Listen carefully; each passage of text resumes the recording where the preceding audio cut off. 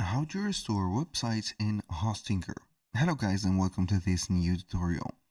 In today's video I'm going to show you how simple and easy it is to set up the restoring or backups of your website within the builder of Hostinger.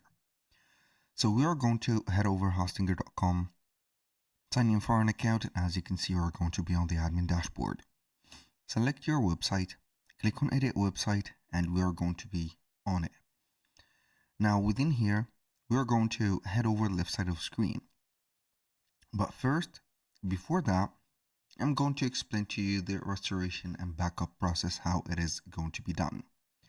If you're going to make an action within your website, like put in some sections, add in some elements, creating some pages, or changing the styles of the website, all of these are going to be considered as an active actions. These actions are going to be stored within the server of the website builder. And based on these active actions, you're going to find them with details like date, hour, and also normally what is the brief details about these modifications that you have done, like deleting things, adding things, or whatever.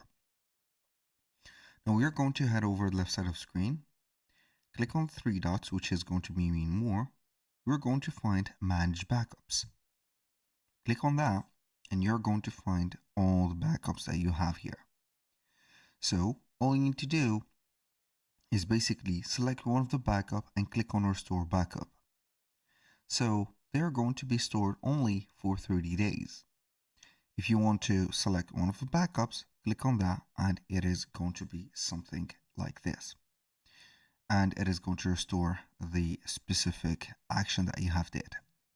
That was all for today's video. Thank you guys for watching. I hope that you have enjoyed the content and I hope to see you soon with the next one.